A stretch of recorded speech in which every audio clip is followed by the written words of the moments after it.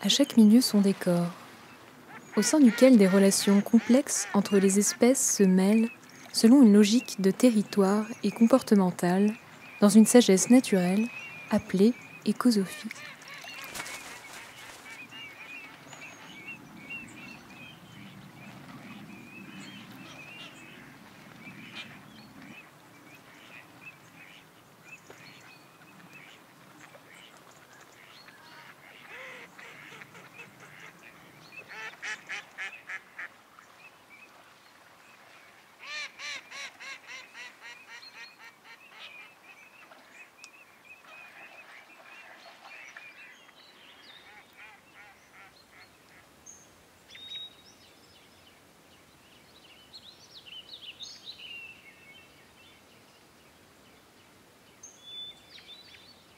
Les acteurs prennent position, jouant leur rôle à la perfection.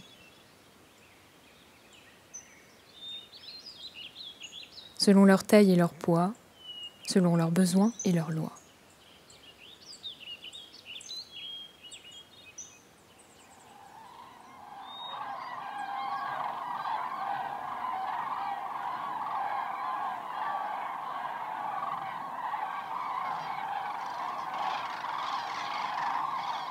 Un même point dans l'espace peut se partager entre ceux qui nagent et ceux qui flottent, entre ceux qui creusent et ceux qui grimpent, entre ceux qui marchent et ceux qui volent.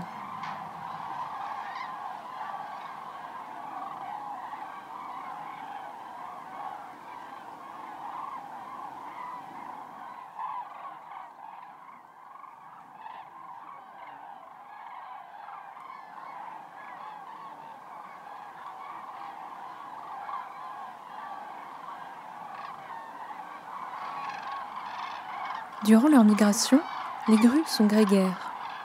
Pour l'animal inquiété, le groupe constitue le principal refuge, il lui permet la communication et le sécurise contre les prédateurs.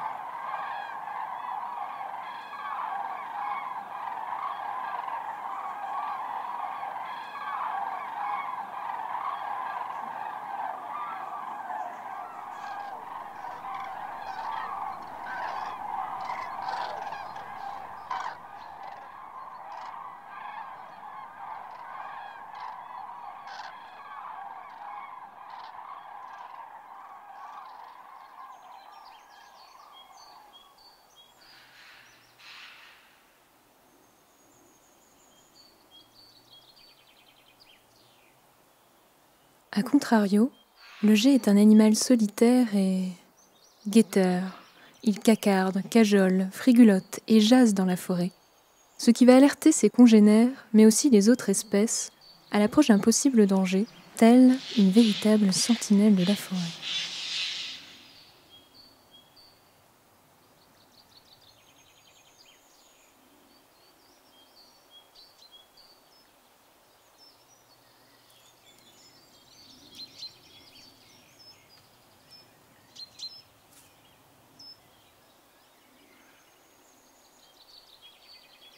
Tandis que d'autres, à l'esprit plus paisible, tolèrent la présence parfois très proche de ceux dont l'allure est à l'opposé de la leur. Une raison simple à cela. Je ne te mange pas, tu ne manges pas, et tu ne manges pas ce que je mange. Pour cela, tu peux rester près de moi.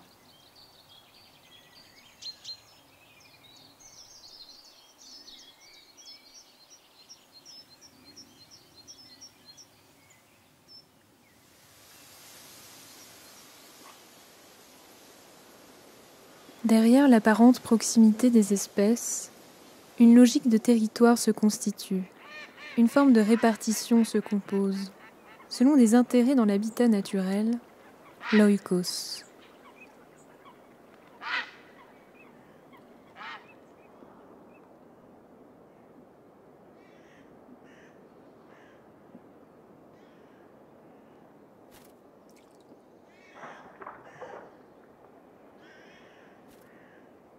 À chacun ses armes, à chacun ses récompenses. Là où l'un est plus petit, il sera plus rapide, alors que celui qui sera plus grand sera le plus gourmand.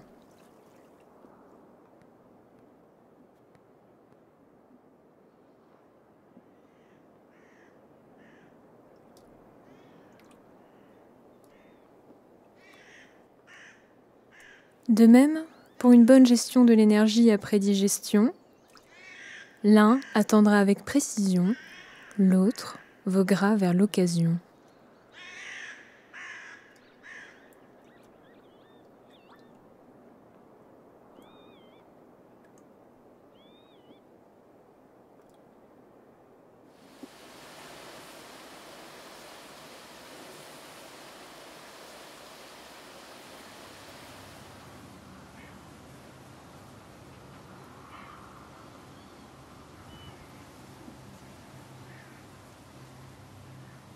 C'est ainsi que par l'observation de cet espace, nous percevons ce que peut être une écosophie, à savoir une sagesse de la cohabitation et d'une coexistence des espèces assurant leur équilibre.